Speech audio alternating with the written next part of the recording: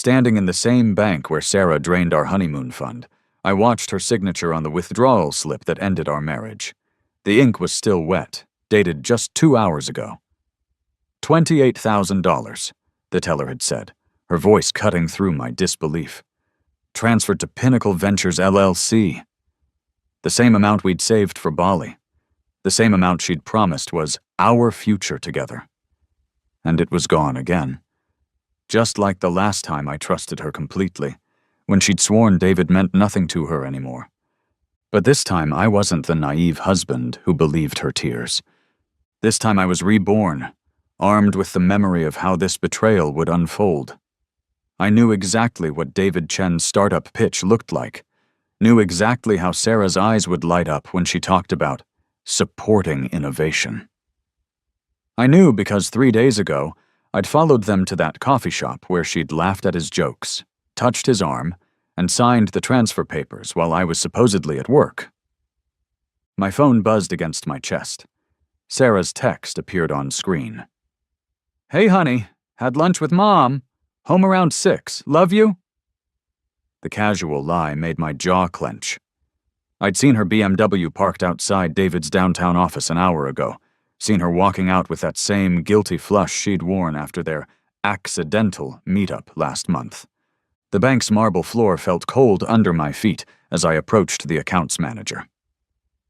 "I need to open a new account," I said, sliding my driver's license across her desk.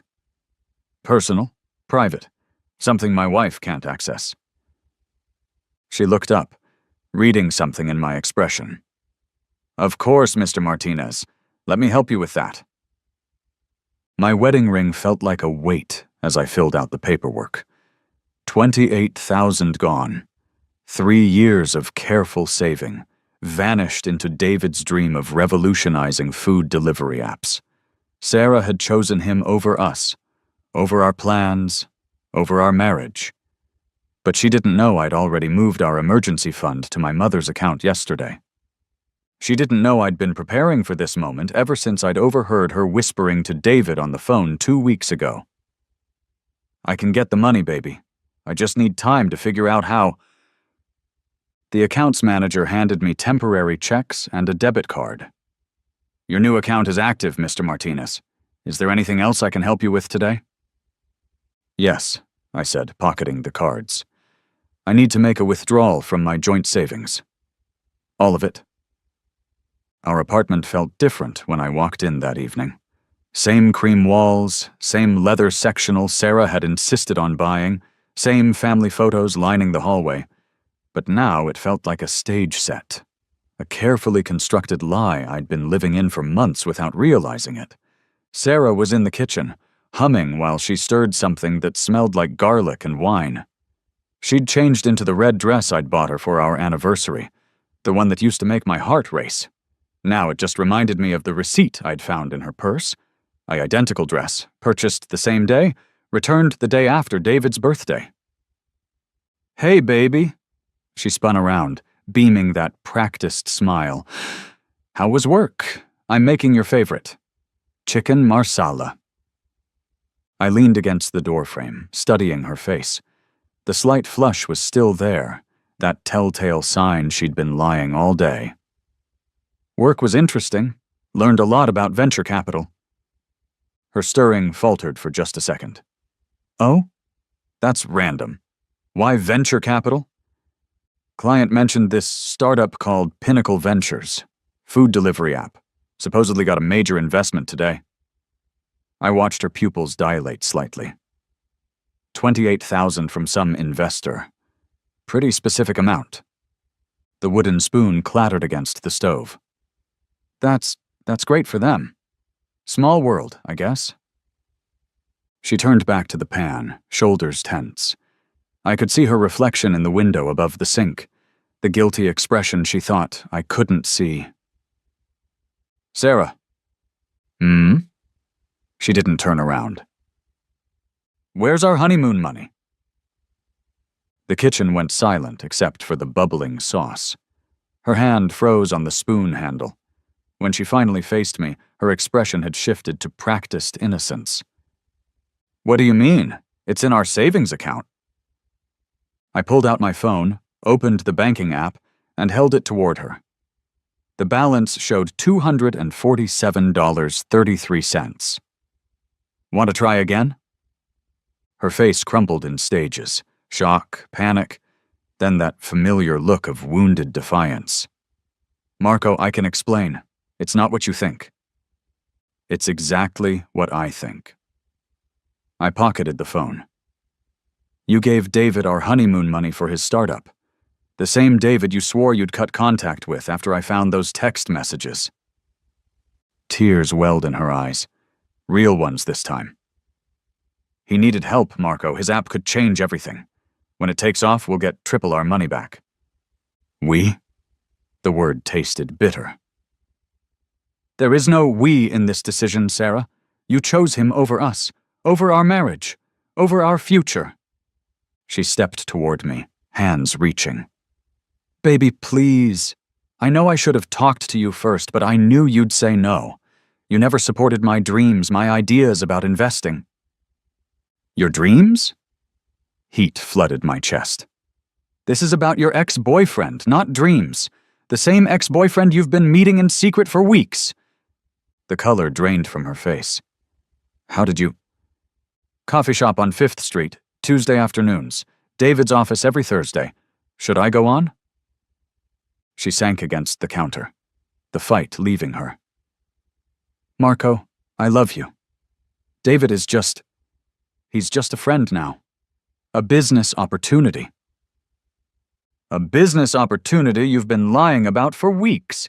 A business opportunity worth our entire future together. I headed toward the bedroom. I'm packing some things. Where are you going? Panic crept into her voice. We can fix this. We can talk about it. I'll get the money back. I paused at the hallway. You made your choice, Sarah. Now I'm making mine. My sister Carmen lived in a converted warehouse downtown. The kind of industrial chic space Sarah always claimed was too edgy for us. Tonight, surrounded by exposed brick and Carmen's abstract paintings, it felt like freedom. She really took your honeymoon money for her ex? Carmen handed me a beer, her dark eyes flashing with anger. I never liked her, Marco. Too polished, too perfect. Women like that always have secrets. I sank into her oversized armchair, exhaustion hitting me like a wave. 3 years, Carmen. 3 years of planning this trip. She used to fall asleep with the Bali guidebooks on her chest. Maybe she was planning something else entirely. Carmen curled up on her couch, wrapping a blanket around her legs. How long has she been seeing him again? Officially, she claims they're just friends, but I found hotel receipts from last month, same hotel where they used to meet when they were dating. The beer tasted like ash. I'm such an idiot. No, you're trusting. There's a difference. Carmen studied my face. What are you going to do? Before I could answer, my phone buzzed. Sarah's name lit up the screen, followed by a stream of texts. Baby, please come home. We can work this out. I know I messed up, but I love you. David means nothing to me. The money will come back with interest. Don't throw away 3 years over a misunderstanding. I showed Carmen the messages. She rolled her eyes. Misunderstanding? She stole your honeymoon fund for her ex-boyfriend. That's not a misunderstanding, that's a betrayal. My phone rang. Sarah's photo filled the screen. The one from our engagement day, her face radiant with happiness I'd thought was real. Answer it, Carmen said.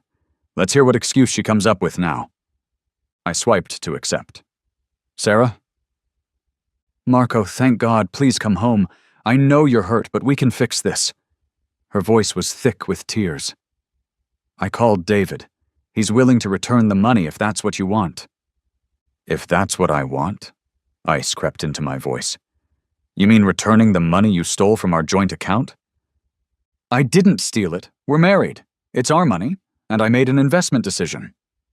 Without consulting me. For your ex-boyfriend. Using money we saved for our honeymoon. Each word felt like a hammer blow. How is that our decision? Silence stretched across the line. Then, David was desperate, Marco. His startup was about to fail. He needed $25,000 minimum to keep the doors open. 28,000, Sarah. It was 28,000. Another pause. The extra 3 was for operational costs. Carmen made a disgusted sound. I stood up, pacing to the window that overlooked the city lights. Let me ask you something. If David needed help, why didn't he ask his family, his friends? Why did he come to you? Because he trusts me. Because he knows I believe in him. Because he knows you're still in love with him. The words hung in the air like a death sentence. I could hear her breathing, could almost feel the panic radiating through the phone. That's not true, Marco. I chose you. I married you. You married me because David wasn't ready to commit. And now that he needs something, you're right back at his side. That's not... Her voice cracked. I love you, only you. Then why did you lie about seeing him? Why sneak around for weeks? Why hide hotel receipts and delete text messages? I leaned my forehead against the cool glass. Why choose his dreams over ours? She was crying now, ugly sobs that might have moved me a month ago. I didn't want to hurt you. I knew you'd be jealous. I'm not jealous, Sarah. I'm done. I hung up and turned off the phone. Carmen was watching me with something like pride. Good for you. That was long overdue. Was it that obvious? I slumped back into the chair. How bad our marriage was? Not bad, just one-sided. Carmen chose her words carefully. You loved her completely. She loved the idea of being loved completely. There's a difference. My phone stayed off for 3 days. When I finally powered it back on, 47 missed calls and 63 text messages flooded the screen. Sarah's messages evolved from desperate to angry, to desperate again. Tuesday 10:23 p.m. Please answer your phone. Tuesday 11:45 p.m. I returned the money to our account. Wednesday 6:15 a.m. Your mom called looking for you. Wednesday 2:30 p.m. I told David we can't be friends anymore. Wednesday 8:20 p.m. I'm going crazy without you. Thursday 12:45 p.m. Why are you doing this to us? Thursday 6 p.m. I saw a lawyer today. He says you can't just abandon a marriage Thursday 9:15 p.m. I'm keeping our honeymoon reservation. Maybe some time apart in Bali will help us figure this out. The last message was sent an hour ago. I love you, Marco. Come home. But it was the voicemail from my mother that made me finally respond. Mijo, Sarah called me crying. She says you left her. She says she made a mistake, but she wants to fix it. Whatever happened, don't make decisions when you're angry. Marriage is hard work. Call me. I dialed Sarah's number. She answered on the first ring. Marco? I got your messages, all of them. Oh, thank God. Are you coming home? I made reservations at Salvatore's for tonight. We can talk about everything. I'm not coming home, Sarah.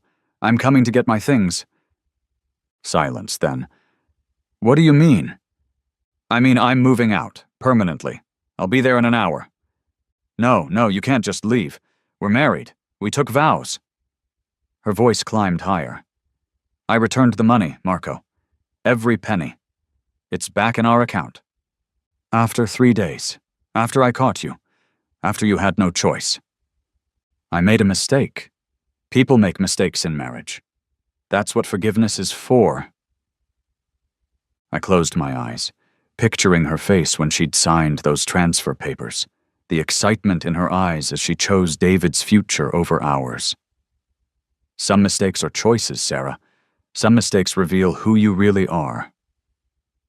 Who I really am? I'm your wife. I'm the woman who's been planning our future for 3 years.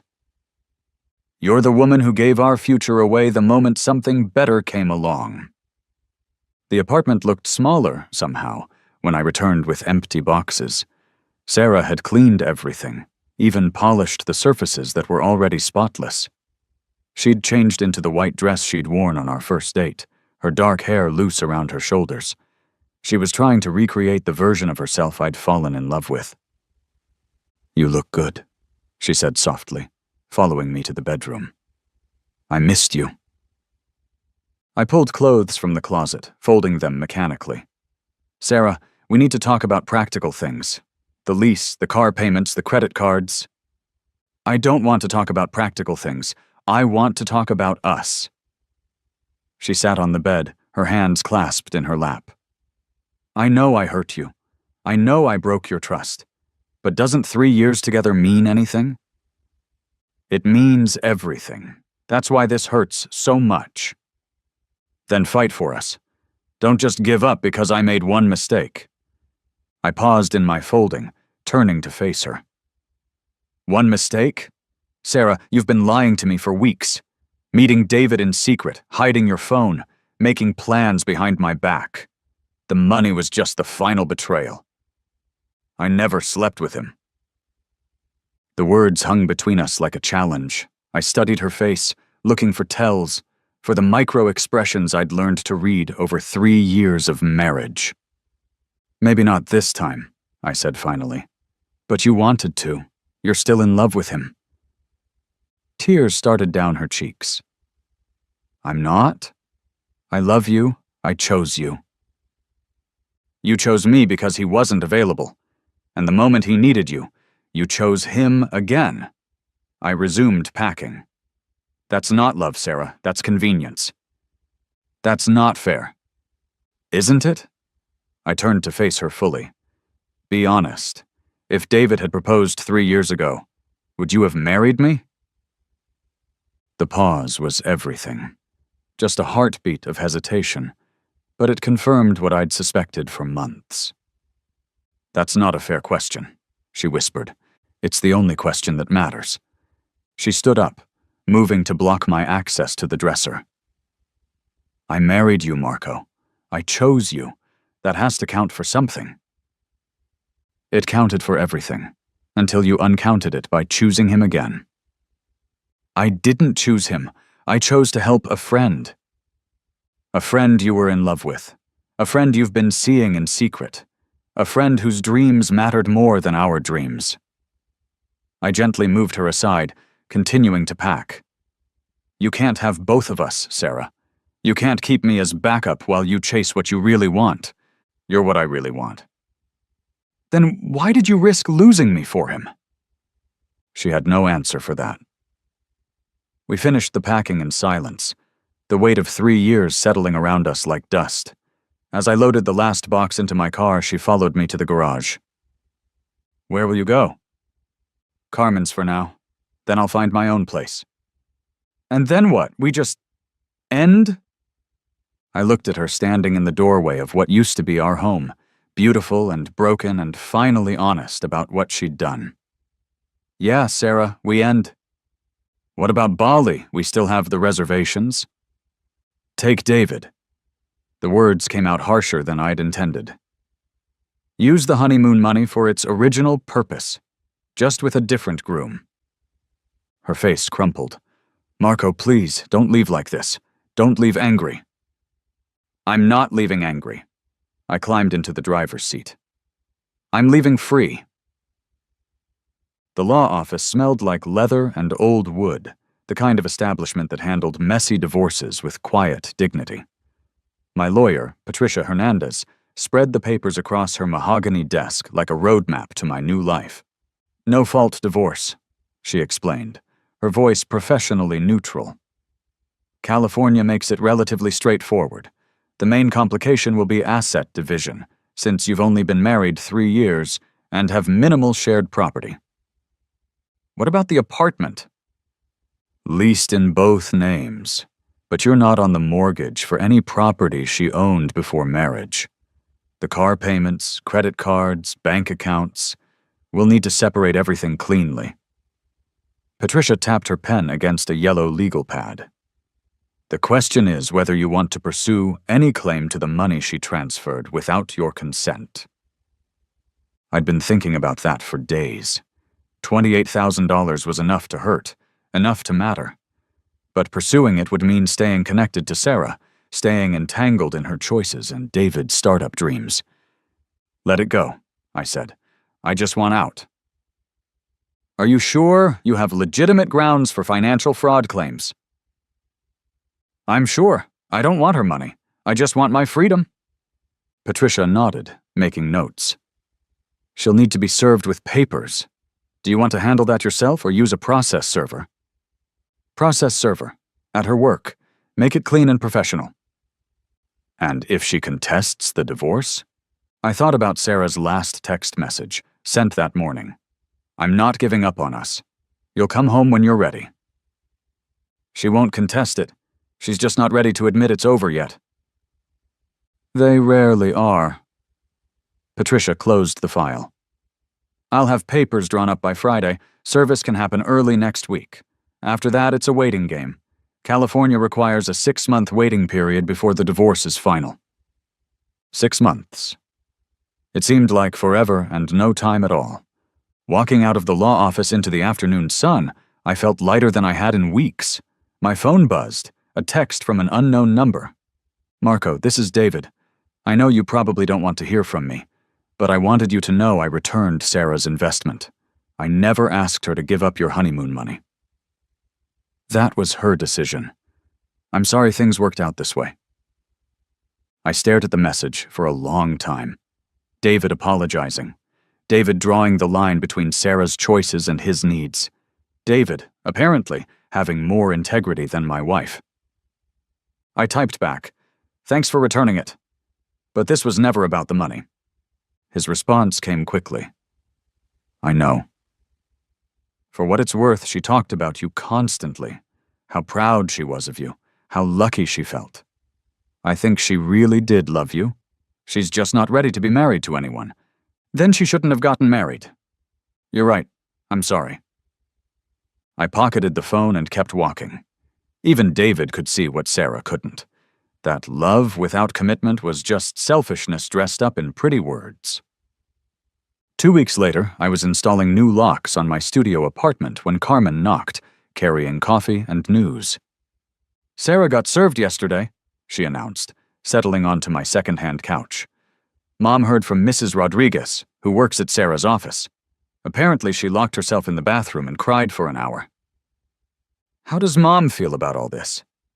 I accepted the coffee gratefully.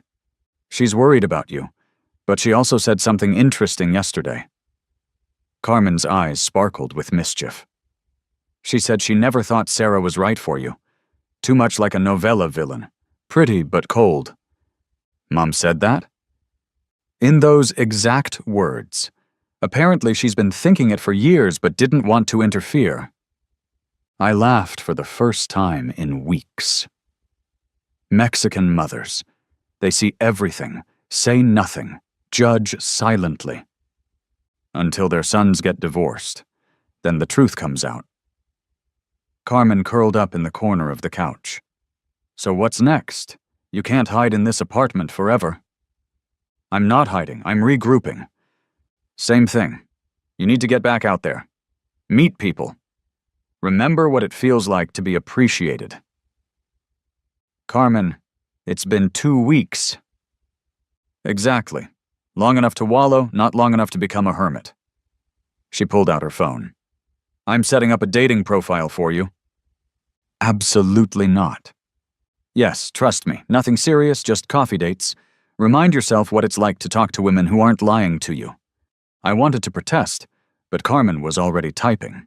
Within minutes, she'd crafted a profile that made me sound interesting instead of pathetic. Marco, 29? Architect who designs beautiful spaces and appreciates honest conversation. Recently reminded that life's too short for people who don't value what they have. Looking for someone who knows the difference between loving someone and keeping them as backup. "Carmen, that's way too honest. Honesty attracts honest people. Lies attract liars. Which do you want?" She had a point. The profile went live, and within hours, messages started arriving. Most were generic, clearly copy-pasted responses. But one caught my attention. "I liked your profile, especially the part about valuing what you have." I just ended something with someone who couldn't decide if they wanted me or their ex. Sometimes the universe puts people in our path when we need to remember our worth. Coffee? Elena. Attached was a photo of a woman with warm brown eyes and a genuine smile, the kind that reached her eyes and suggested she knew something about rebuilding after disappointment. I found myself typing back, "Coffee sounds perfect. When and where?" The cafe Elena chose was small and intimate, the kind of place where conversations happened in low voices over handmade ceramics. She was already there when I arrived, reading a book with coffee steaming beside her elbow. In person, she was prettier than her photos, but in a natural way that suggested she didn't spend hours crafting perfect images. "Marco?" She looked up as I approached, her smile immediate and unguarded. "Elena, thanks for meeting me." "Thanks for not turning out to be a serial killer. Online dating feels like Russian roulette sometimes." I laughed, settling into the chair across from her. "That's encouraging. Should I be worried about your serial killer potential?" "Only if you're threatened by women who read poetry and rescue stray cats." She gestured to her book, Pablo Neruda's collected works. Fair warning, I'm still getting over someone who thought reading was pretentious and cats were needy. Someone clearly with excellent judgment. The worst part was that I kept making excuses for him. He's just practical, I'd tell myself. Not everyone appreciates art. She closed the book, giving me her full attention. But there's a difference between not sharing interests and actively dismissing the things that matter to you. I know exactly what you mean. The words came out before I could stop them. My ex-wife used to say my architectural drawings were just work, but expected me to be fascinated by her marketing campaigns. Ex-wife? Elena raised an eyebrow. Recent? Very recent. Papers were served last week. I'm sorry, that's rough timing for coffee dates. Actually, it's perfect timing. I'm remembering what it feels like to talk to someone who doesn't make me feel like I'm competing for their attention. Elena studied my face, reading something there. She was still in love with someone else. It wasn't a question. How did you know? Experience. And you have that particular look of someone who spent too long trying to convince someone to choose them. She leaned back in her chair. The good news is that once you stop competing for someone's attention, you start noticing the people who give it freely. We talked for 3 hours, about books and buildings, about family traditions and travel dreams, about the difference between being alone and being lonely. Elena had been an art teacher before becoming a museum curator, someone who spent her days helping other people see beauty they might otherwise miss. "What kind of architecture do you design?" she asked as we walked to our cars. "Mostly residential. I like creating spaces where people feel safe and comfortable, places that feel like home, not just shelter." That sounds wonderful, like you're designing happiness. I try to design the foundation for happiness. What people do with the space is up to them. She paused beside a sensible Honda, fishing keys from her purse. "I'd love to see some of your work sometime, if you're comfortable sharing." "I'd like that." And I realized I meant it. "Would you like to have dinner this weekend? Somewhere we can spread out drawings without bothering other customers?" I'd love that too. Driving home, I felt something I hadn't experienced in months. Anticipation. Not the anxious uncertainty of wondering if Sarah would lie to me again, but genuine excitement about getting to know someone new. Someone who seemed interested in knowing me back. Saturday came with unusual sunshine for November, and I'd chosen a restaurant with good lighting and tables large enough for my portfolio. Elena arrived exactly on time, wearing a blue dress that complemented her dark hair and carrying a small leather satchel. "Is that your work?" I gestured to the satchel as she sat down. "Some pieces I thought you might enjoy. A trade. You show me houses, I show you paintings." Over dinner, I spread out photographs and blueprints of my recent projects. Elena studied each one carefully, asking thoughtful questions about design choices and material selections. She had an artist's eye for detail and a genuine curiosity about how spaces affected the people who lived in them. "This one," she said, pointing to photos of a renovation I'd completed last spring.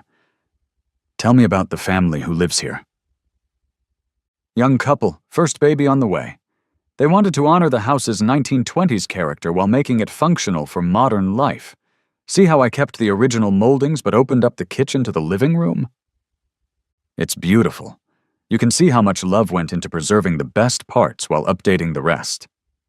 She traced the floor plan with her finger. "They must have been thrilled. They cried when I showed them the final plans. Good tears." That's the best kind of reaction to art, when people see something that speaks to their dreams. She opened her satchel and pulled out a small watercolor pad. The paintings were intimate scenes: a cat sleeping in a window, rain on cobblestones, an elderly couple sharing coffee on a park bench. Each one captured a moment of quiet beauty that most people would walk past without noticing. "These are incredible," I said, studying a painting of morning light through lace curtains. "You see magic in ordinary moments." "I think magic exists in ordinary moments. We just forget to look for it." She flipped to a painting of empty swings moving in the wind. "I painted this the day after my ex told me I was too sentimental about everything. I realized he was right. I am sentimental. I think that's a good thing. It's a beautiful thing. The world needs more people who notice the magic. The world needs more people who create spaces for magic to happen." She gestured to my drawings. "Like you do." The conversation flowed as easily as it had during our first coffee, but with deeper currents now. Elena told me about growing up in a house where art was treated as luxury rather than necessity, about parents who wanted her to choose a practical career, about learning to trust her own vision despite their doubts. "I spent years trying to prove that art mattered," she said over dessert. "Then I realized I was arguing with the wrong people. The right people already knew." "Is that why your last relationship ended? The wrong person?" "Partly, but also because I was trying to convince someone to love the parts of me that mattered most. You can't build a relationship on hoping someone will eventually appreciate who you are." Her words hit closer to home than I expected. "That's exactly what I was doing, trying to convince Sarah that I was worth choosing completely." "And now? Now I'm remembering that I don't need to convince anyone of my worth. I need to find someone who recognizes it." Elena smiled, the kind of smile that felt like sunrise. "That sounds like a much better plan." As we walked to our cars, she surprised me by taking my hand. Her fingers were warm and steady, nothing like Sarah's nervous energy. "I had a wonderful time tonight," she said. "Thank you for sharing your work with me. Thank you for seeing it the way you do, for seeing me the way you do. This is how I see everyone, until they prove me wrong." She squeezed my hand gently. "You haven't proved me wrong yet." Driving home, I realized something had shifted inside me. For the first time since Sarah's betrayal, I felt like myself again. Not the man desperately trying to save a failing marriage, but the man who designed beautiful spaces and appreciated genuine connections. The man Elena seemed to see without effort. My phone buzzed with a text from Sarah. "I miss you. I know I messed up, but I'm willing to do whatever it takes to fix this. Counseling, therapy, whatever you want. Please don't give up on us." For the first time, I felt nothing reading her words. No anger, no sadness, no temptation. Just a mild curiosity about what had taken her so long to offer what I'd been asking for months before the money disappeared. I deleted the message without responding, and went to bed thinking about Elena's paintings, about the way she found beauty in moments other people overlooked, about the way she looked at me like I was someone worth knowing completely. Over the next month, Elena and I fell into an easy rhythm. Coffee dates became dinners, dinners became long walks through art galleries and architectural neighborhoods. She had a way of making ordinary experiences feel special, not through grand gestures, but through genuine attention and curiosity. "Tell me about this building," she'd say, stopping in front of a 1940s apartment complex I'd admired but never discussed. And I'd find myself explaining the beauty of simple lines and functional elegance, seeing the structure through her interested eyes. Or she'd pull out her sketchbook during our walks, capturing moments I would have missed. The way afternoon light hit the corner of a brick building, the shadows cast by fire escapes, the geometry of power lines against the sky. "You see the world like an artist," I told her one evening as we sat in her apartment, surrounded by canvases and the comfortable chaos of a working creative space. "You see it like an architect," she replied, looking up from a painting she was touching up. "Always thinking about structure and foundation, about how things fit together to create something beautiful and stable." "Is that what I do?" "It's what you did with me." She set down her brush, meeting my eyes. "You built a foundation of trust and respect before anything else. That's rare." Her apartment was everything Sarah's had never been. Lived in, personal, full of objects that told stories. Books everywhere. Plants thriving in every available patch of sunlight. Paintings in various stages of completion, leaning against walls. It felt like a place where someone actually lived, not a showroom designed to impress visitors. "Sarah used to say my drawings made the apartment look cluttered," I admitted, running my fingers along the spine of a poetry collection.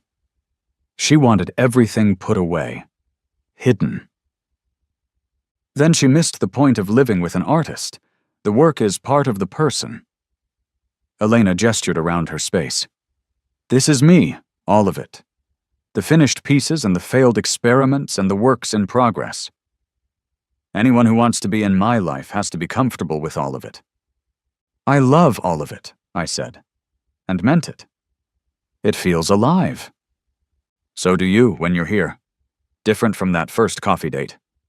"How so?" "Less guarded, more yourself." She moved closer, settling beside me on the couch that had definitely seen better days, but somehow felt perfect in this space. "Like you remember who you are, when nobody's making you prove it." I kissed her then, softly at first, then with the intensity of someone who'd forgotten what it felt like to be wanted, without conditions. Elena kissed back with the same honesty she brought to everything else. No games, no hesitation, just genuine desire and affection. "I haven't felt this way in a long time," I murmured against her lips. "What way?" "Like myself, like I'm enough exactly as I am." "You are enough." She cupped my face in her hands. "You're more than enough." That night I stayed over for the first time, not because either of us was rushing toward anything, but because leaving felt artificial, like interrupting a conversation that deserved to continue. We talked until 3 a.m, about dreams and disappointments, about family traditions and personal philosophies, about the 1,000 small things that make up a life. "What's your biggest fear?" Elena asked, her head on my shoulder as we lay in her bed, city lights filtering through gauze curtains. "That I'll make the same mistakes again, that I'll choose someone who can't choose me back." "What's your biggest hope?" "That I won't have to choose alone next time, that I'll find someone who wants to build something together instead of keeping me as backup while they figure out what they really want." That sounds reasonable. "What about you, fears and hopes?" "Fear that I'll compromise myself again to make someone else comfortable. Hope that I'll find someone who loves the parts of me that other people find too much." "I love the parts of you that other people find too much." "I know you do. That's why I'm not afraid anymore." I woke up to the smell of coffee and the sound of Elena humming in the kitchen. Through the bedroom doorway, I could see her moving around in one of my shirts, completely unself-conscious and beautiful in the morning light. When she noticed I was awake, she brought me coffee and settled back into bed beside me. "Good morning," she said, kissing my cheek. "Good morning. This is nice." "Which part? The coffee or the company?" "The whole thing. Waking up happy." "I like waking up happy too." My phone, which I'd silenced the night before, showed several missed calls and messages. 3 from Sarah, 2 from my mother, 1 from Carmen. Sarah's messages were increasingly desperate. "Marco, I saw you with someone. We need to talk. You can't just replace me like I never mattered. 6 months isn't enough time to know if you're making the right decision. I'm not giving up on us. Real love fights for itself." Elena must have seen my expression change. "Bad news?" "Sarah saw us together, somehow. She's not handling the divorce well." "Are you worried about her?" I considered the question seriously. "I'm worried about the situation, but not about her, if that makes sense. She made her choices. Now she has to live with them." "That's very mature of you." "It doesn't feel mature. It feels necessary." Elena took my hand. "Do you want to talk about it?" "No. I want to have breakfast with you and pretend my ex-wife isn't stalking my new relationship." "Then that's what we'll do." We spent the morning cooking together, reading the Sunday paper, existing in the comfortable domesticity I'd thought I'd had with Sarah, but now realized had been performance rather than genuine ease. With Elena, I didn't feel like I was auditioning for the role of good boyfriend. I just felt like myself, appreciated for who I was rather than evaluated for who I might become. The peaceful morning was interrupted by pounding on Elena's door. We looked at each other, both knowing who it probably was. "Stay here," I said, but Elena shook her head. "This is my apartment. We'll handle it together." Through the peephole, I could see Sarah standing in the hallway, her face streaked with tears and her usually perfect hair disheveled. She was holding something in her hands, papers of some kind. I opened the door, keeping the chain latched. "Sarah, what are you doing here?" "Marco, please, I need to talk to you. Privately." She glanced past me, seeing Elena standing a few feet behind me. "This is between us?" "No, it's not. Not anymore." I kept my voice calm but firm. "You need to leave. I have something for you. Something that changes everything." She held up the papers. David's company failed. The whole startup collapsed. I lost everything. Not just our money, but my own savings, my 401k, everything I put in trying to save his business. "I'm sorry that happened, but it doesn't change anything between us." "It changes everything. I chose you, Marco.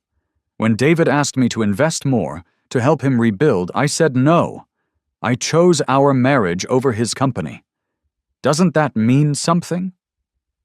Elena moved closer, not threatening but supportive. Her presence gave me strength to stay clear about what was happening. "You chose me after you'd already lost your bet on him," I said quietly. "That's not the same as choosing me when choosing him was still an option." "That's not fair. I realized I made a mistake." "You realized you lost. There's a difference." Sarah's facade cracked, revealing the desperation underneath. "Fine. You're right. I chose wrong. I chose him when I should have chosen you. But people make mistakes, Marco. Marriage is about forgiveness." "Marriage is about choice. Every day you choose your partner over everyone else. You chose David over me repeatedly. Not just with the money, but with your time, your attention, your loyalty. One moment of regret doesn't erase months of betrayal." "I'll prove it to you. I'll do whatever you want. Counseling, therapy, anything. Just give me a chance to show you I can choose you completely." Looking at her standing in Elena's doorway, I felt something like pity. Sarah was beautiful and successful and charming, but she was also someone who only fought for things when she was about to lose them completely. "Sarah, I don't want you to prove anything to me. I want you to let me go." "I can't. I love you too much." "You love the security I represented. You love knowing I was there when other options didn't work out. but you don't love me enough to have chosen me when it mattered. That's not true. It is true, and that's okay. We wanted different things from marriage. You wanted backup. I wanted partnership. Elena squeezed my shoulder gently. Her support felt like armor against Sarah's emotional manipulation. Who is she? Sarah asked, directing her words at Elena for the first time. How long has this been going on? That's not your business, I replied before Elena could answer. We're divorced, Sarah. What I do and who I do it with is no longer your concern. The divorce isn't final for 5 more months. The marriage ended the day you chose David's dreams over our dreams. The paperwork is just a formality.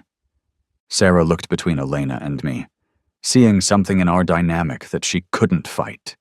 You look at her the way you used to look at me. No, I don't. I look at her the way I always should have looked at a partner. The way you never let me look at you because you were always checking to see if someone better was available. The fight went out of her then. Her shoulders sagged, and for the first time, she looked genuinely defeated rather than strategically vulnerable. I really did love you, she said quietly. I know you did, as much as you were capable of loving anyone while you were still in love with someone else. I unchained the door and stepped into the hallway, Elena beside me. But love without commitment isn't enough, and commitment without choice isn't real. So that's it? 3 years and you just walk away? 3 years and you walked away first. I'm just making it official. I handed her back the papers she'd brought. Whatever those say doesn't matter. We're done, Sarah. Let me be done. She looked at the papers, then at me, then back at Elena. Finally, she nodded. I hope she makes you happy. She does. I hope she chooses you. She already has. Sarah walked away then, and I knew she wouldn't be back. Not because she'd finally accepted the divorce, but because she'd finally seen what it looked like when someone chose completely. The contrast was too stark to ignore. Elena and I went back inside and finished our coffee in comfortable silence. Finally, she spoke. That was hard. Yeah, but necessary. How do you feel? I considered the question. It's free. Finally free. Good. That's how divorce should feel. Like freedom, not like failure. Is that how yours felt? Eventually. First it felt like failure, then like relief, then like freedom. The progression takes time. How much time? Depends on how ready you are to stop looking backward. She curled up against me on the couch. You seem pretty ready. I am, completely ready. Then welcome to your new life. 6 months later, I stood in Elena's gallery, watching strangers admire her latest exhibition. The theme was transitions, paintings that captured moments of change, of endings becoming beginnings. She'd included the watercolor of empty swings, now titled After the Storm, alongside newer works that practically glowed with hope and possibility. The artist is here tonight, I heard one visitor tell another. That's her, in the blue dress. She's brilliant, completely self-taught in this style. I found Elena surrounded by admirers, explaining her technique with the same passionate attention she brought to everything else. When she spotted me across the room, her face lit up with the smile I'd come to know meant home. Excuse me, she told her audience, and made her way over to me. How does it feel to be a celebrated artist? I asked, pulling her close. Like I'm exactly where I'm supposed to be. She glanced around the gallery, taking in the red sold dots that marked most of her pieces. Like people finally see what I see. They always did. You just needed to find the right people. Speaking of finding the right people. She reached into her purse and pulled out an envelope. This came to the gallery today, addressed to you. I recognized Sarah's handwriting immediately. The envelope was thick, expensive paper, the kind she'd insisted on for our wedding invitations. "Should I open it?" I asked. "Only if you want to. You don't owe her anything, including your attention." I tore open the envelope. Inside was a wedding invitation. Sarah and David finally making it official. The ceremony scheduled for next month in the same church where she and I had planned to renew our vows. Attached was a handwritten note. "Marco, I wanted you to hear this from me. David and I are getting married. Turns out his company failure brought us closer together. We're rebuilding everything from scratch, including our relationship. I wanted to thank you for setting me free to find what I was really looking for. I hope you found it too. Sarah." I showed Elena the invitation. She read it without expression, then looked up at me. "How do you feel about that?" "Happy for them, I think. They deserve each other." I folded the invitation and put it back in the envelope. They both wanted someone who would always be chasing something else, someone who would never be fully present. They'll give each other exactly that. And what do you want? Someone who's already here, someone who chooses me every day, not because I'm the best available option, but because I'm exactly what they want. I cupped her face in my hands. Someone like you. That's good, because you're exactly what I want too. Later that night, after the gallery reception ended and the last admirers had finally left, Elena and I walked back to my apartment, the one I'd bought 3 months earlier, the one she'd helped me choose and decorate, the one that felt like home because she was in it. "I have something for you," I said as we settled onto the couch we'd picked out together. "It's not my birthday." "It's better than your birthday. It's the anniversary of our first coffee date." I handed her a small, wrapped box. Inside was a key, not to the apartment, since she already had one of those, but something more significant. "What's this for?" "The house." "What house?" "The one I'm designing, for us, if you want there to be an us for the long term." Elena stared at the key, then at me. "You're designing us a house?" "I'm designing us a home, with studio space for your art and drafting space for my work, with big windows for your plants and a garden for the cats you're going to rescue, with room for the family we might want to build and the life we're already building." "Marco, I know it's fast. I know we've only been together 8 months, but I also know the difference between settling and choosing, between backup and partnership. I know what it feels like when someone chooses you completely." I took her hands.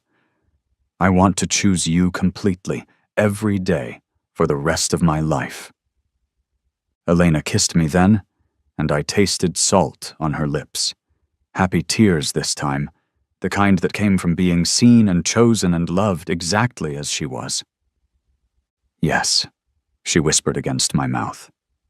"Yes to the house, yes to the life, yes to choosing each other completely." "Even when I'm difficult?" "Especially when you're difficult. That's when choice matters most." "Even when my ex-wife sends wedding invitations?" "Especially then. That's when I get to choose you all over again." We made love that night with the knowledge that we were building something real together, something that wouldn't disappear the moment a better option appeared. When I woke up the next morning, Elena was already awake, sketching in the notepad she kept on her nightstand. "What are you drawing?" She showed me the sketch, our future home, rendered in her distinctive style, with morning light streaming through windows and cats sleeping in patches of sunshine. "I'm drawing our beginning," she said. "It's beautiful." "It's going to be beautiful. The drawing is just the plan." "I love your plans. I love that we're making them together." 6 months later, I stood in the backyard of our new home, watching Elena direct the placement of her easel in the studio we'd built together. The morning light was perfect, just as we'd planned, and she was already lost in the work that made her happiest. My phone buzzed with a text from Carmen. "How's married life treating you?" I looked at the ring on my finger. The one Elena had slipped there 3 weeks ago in a ceremony attended by people who knew us as we really were, not as we pretended to be. The wedding had been small and perfect, focused on commitment rather than performance. "Like coming home," I typed back. "Like being chosen every day." "And Elena?" I watched my wife, step back from her canvas to examine her work, paint smudged on her cheek and satisfaction written across her face. She's exactly what I always wanted. I just had to stop settling for less to find her. That's the best kind of love story. It's not a story. It's just life. Good, honest, chosen life. Elena looked up from her painting and caught me watching her. She smiled and blew me a kiss, a gesture so simple and genuine it still made my heart race. This was what it looked like when someone chose you completely, not because you were perfect, but because you were exactly what they wanted.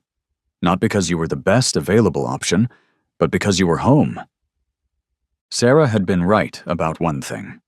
I had found someone better, not better than who she was, but better for who I was. Someone who didn't need convincing to love me, who didn't need backup plans or exit strategies. Someone who chose me every day with the same clarity and commitment I chose her. Some people marry their backup plan. I married my first choice. And that, I realized, made all the difference in the world.